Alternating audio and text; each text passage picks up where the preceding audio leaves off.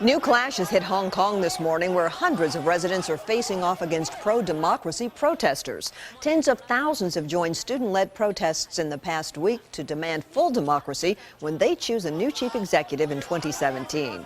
But Beijing's communist government wants to approve all candidates and says the student-led protests are illegal. Hong Kong's current leader has agreed to open talks with demonstrators, but is refusing to step down. Today, we caught up with a local student who has strong ties to Hong Kong. Many of his relatives live there, and he visits often. He says the movement to paralyze the financial district and pressure Chinese leaders into revising election plans will be a long uphill battle. He talked with News Channel 5's Shannon Royster. All new at 6:30. And they're over the summer. Kendrick Nan is a student at Vanderbilt. He's also a member of the Vanderbilt Undergraduate Chinese Association.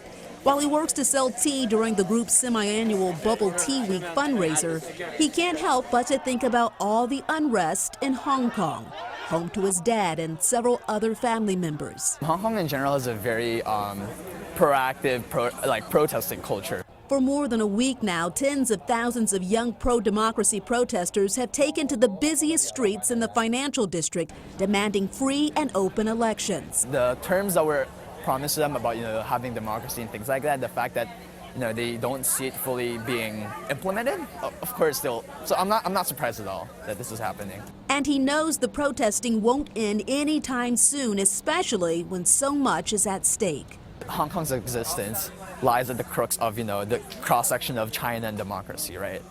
And so if that part is going to be taken out of them, then that's essentially taking out of their livelihoods. But supporters of Chinese rule are just as passionate. Hundreds of them stormed tents and tore down banners, forcing many protesters to back down.